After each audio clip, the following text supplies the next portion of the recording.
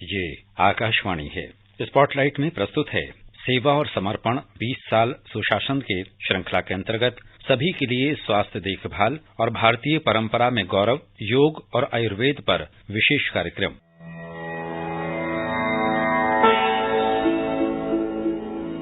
आरोग्यम परमं भाग्यम, स्वास्थ्यम सर्वार्थ साधनम। निरोगी होना परम भाग्य है और स्वास्थ्य से अन्य सभी कार्य सिद्ध होते हैं। एक निरोगी काया की आवश्यकता और उपयोगिता से हम सब भलीभांति परिचित हैं। लोकप्रिय धारणा के विपरीत स्वास्थ्य का अर्थ केवल शारीरिक रूप से स्वस्थ होना और किसी भी बीमारी से रहित होना नहीं है।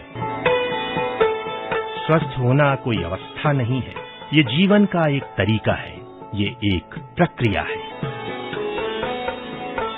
प्रधानमंत्री नरेंद्र मोदी ये जानते थे कि किसी राष्ट्र की उन्नति उसके नागरिकों के स्वास्थ्य पर ही निर्भर करती है। यदि नागरिक स्वस्थ है तो निश्चित रूप से वो देश भी उन्नति के शिखर पर पहुंच सकता है।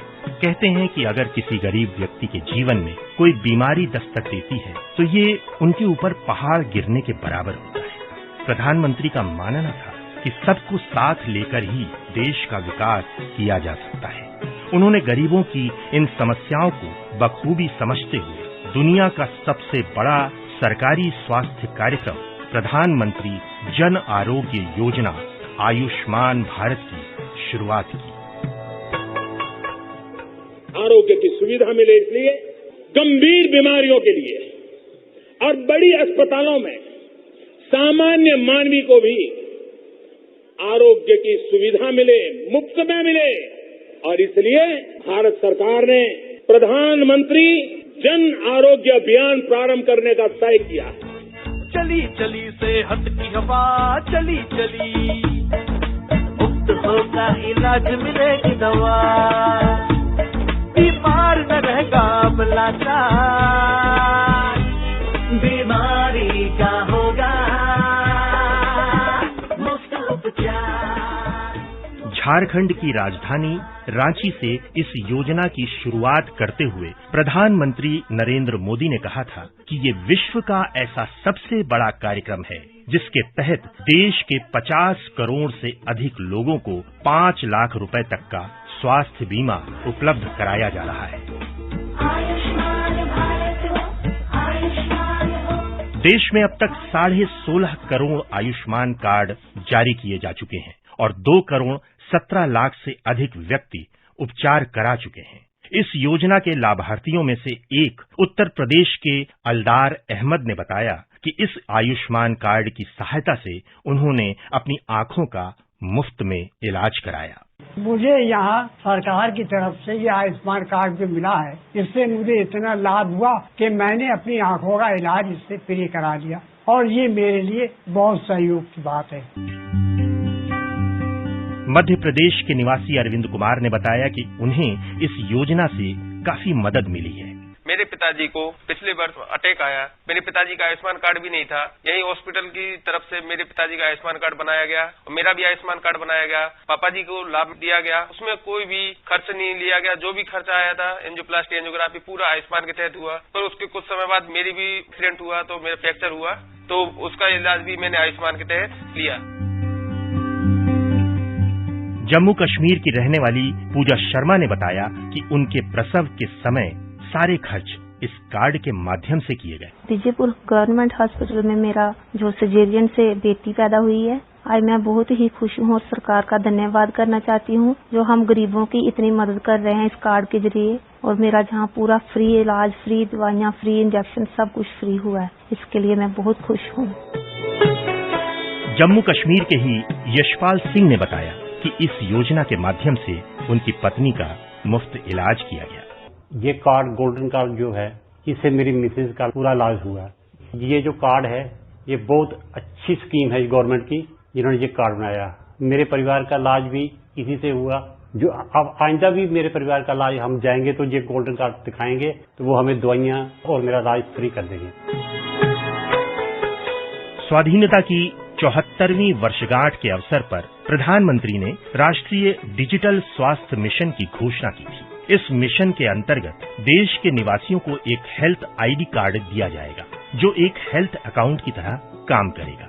इस स्वास्थ्य पहचान पत्र के माध्यम से व्यक्ति की स्वास्थ्य संबंधी सारी जानकारी एक जगह पर मौजूद रहेगी। इस मिशन के अंतर्गत प्रत्येक नागरिक को विशेष स्वास्थ्य पहचान पत्र उपलब्ध कराया जाएगा, जिसमें उसकी बीमारी, उपचार, रिपोर्ट और दवाइयों का ब्यौरा होगा। आज से नेशनल डिजिटल हेल्थ मिशन, उसका भी आरंभ किया जा रहा है। भारत के हेल्थ सेक्टर में ये एक नई क्रांति ले आएगा।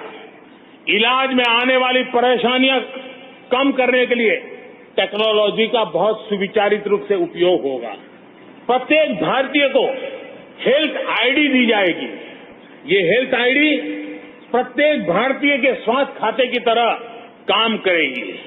आपके हर टेस्ट, हर बीमारी, आपको किस डॉक्टर के पास कौन सी दवा ली थी, उनका क्या डायग्नोसिस था, कब दी थी, आपकी रिपोर्ट क्या थी, ये सारी जानकारी इस एक हेल्थ आईडी में आपको समाहित की जाएगी। वर्ष 2018 में आयुष्मान भारत स्वास्थ्य और आरोग्य केंद्रों की शुरुआत से भारत के जन स्वास्थ्य इतिहास में एक नया अध्याय जुड़ गया है। शहरी और ग्रामीण इलाकों में कुल 1.5 लाख उप स्वास्थ्य केंद्रों और प्राथमिक चिकित्सा केंद्रों को वर्ष 2022 तक आयुष्मान भारत स्वास्थ्य और आरोग्य केंद्रों के रूप में परिवर्तित करने का लक्ष्य है। प्रधानमंत्री जन औषधि केंद्र कोविड-19 से उत्पन्न स्थिति से निपटने में महत्वपूर्ण भूमिका निभा रहे हैं। कम कीमत पर उत्कृष्ट दवाएं लेने के लिए रोजाना करीब 10 लाख लोग इन केंद्रों में पहुंच रहे हैं। कोरोना महामारी से देश की जनता को निजात दिलाने के लिए विश्व का सबसे बड़ा टीकाकरण अभियान चलाया जा रहा है और इसके तहत मुफ्त टीका की व्यवस्था की गई है।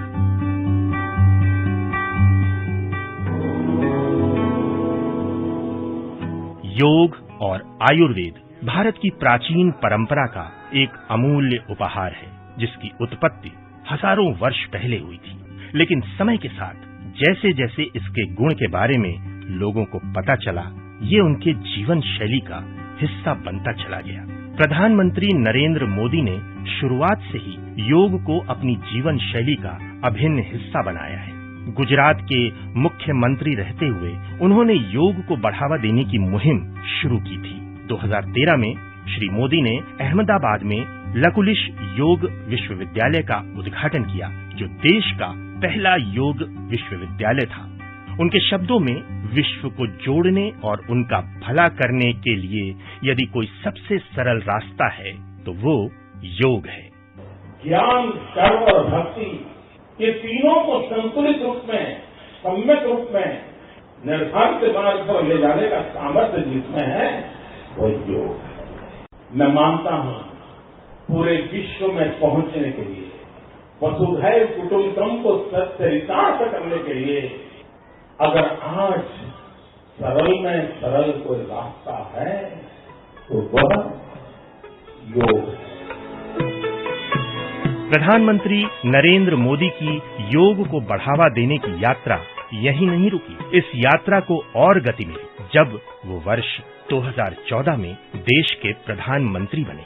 योग और आयुर्वेद जैसी भारतीय पारंपरिक चिकित्सा पद्धति के विकास और उसको बढ़ावा देने के उद्देश्य से दिसंबर 2014 में एक अलग आयुष मंत्रालय का गठन किया गया।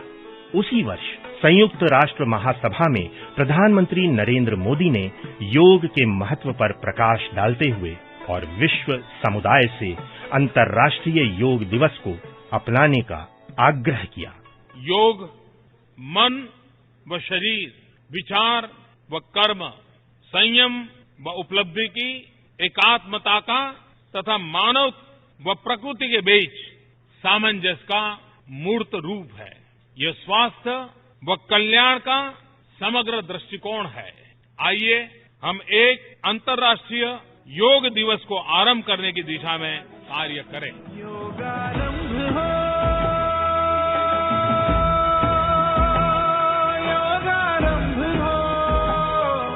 कोरोना महामारी के समय भी योग और आयुर्वेद लोगों के लिए एक वरदान साबित हुआ। मुंबई की गरिमा सिंह अपने अनुभव को साझा करते हुए कहती हैं कि शरीर को स्वस्थ रखने में योग की हमेशा भूमिका रही है और कोरोना काल में इसकी अहमियत और बढ़ गई है। मैं गरिमा सिंह महाराष्ट्र के मुंबई प्रांत से बोल रही हूँ।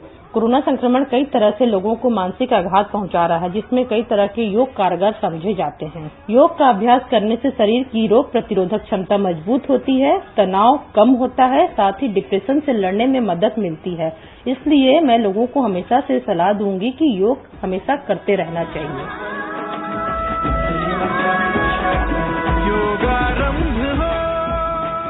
सासाराम बिहार के निवासी रंजीत कुमार सिंह ने कहा कि नियमित योगाभ्यास और आयुष मंत्रालय द्वारा बताए गए काढ़े के सेवन से पूरे परिवार सहित वे कोरोना काल में भी चिंता मुक्त स्वस्थ जीवन व्यतीत कर रहे हैं।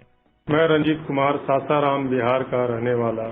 कोरोना की वजह से जो लोगों के बीच में डर और भय पैदा हो गया, जो योगाभ्यास और प्राणायाम के द्वारा उनके मन में बहुत ही एक हौसला बंधा, उससे लड़ने की क्षमता उनमें आई।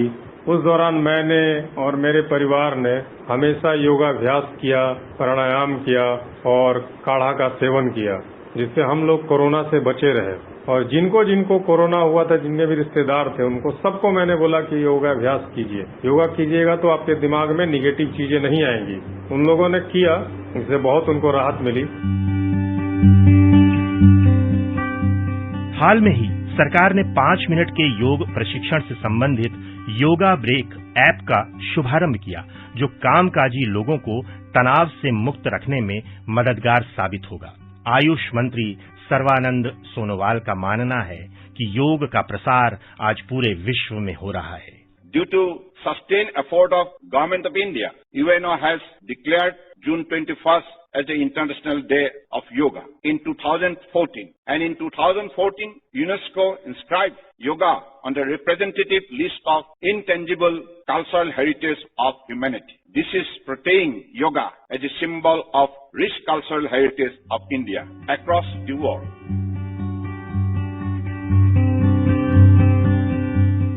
दिल्ली स्थित मोरारजी देसाई राष्ट्रीय योग संस्थान के निदेशक डॉक्टर ईश्वर वी बासवाराडी ने बताया कि युवाओं सहित सभी वर्गों के लोग में योग के प्रति रुझान बढ़ा है।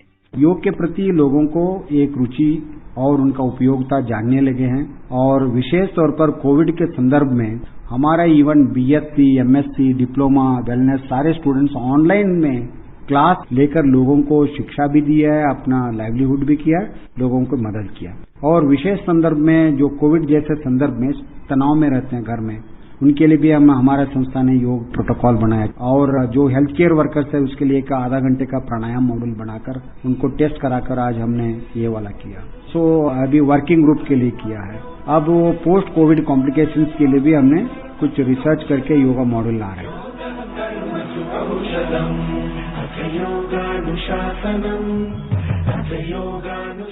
योग कर्मसु कौशलम। योग ही कर्मों में कुशलता है, अर्थात शुभ कर्मों को कुशलतापूर्वक करना ही योग है। भारत की पुरातन पद्धति योग और आयुर्वेद इसे चरितार्थ करते हैं। आज आधुनिक चिकित्सा पद्धति का कितना भी विकास हो जाए, लेकिन इस पुरातन पद्धति ने कोविड महामारी के दौरान साबित कर दिया कि इसकी उपयोगिता आज के इस तकनीकी युग में भी कम नहीं हुई है। निसंदेह प्रधानमंत्री नरेंद्र मोदी के अथक प्रयासों से ही आज हमारी प्राचीन पद्धति योग और आयुर्वेद की न सिर्फ पुनर्स्थापना हुई है, वरन संपूर्ण विश्व में व्यापक प्रचार व प्रसार भी हो रहा है।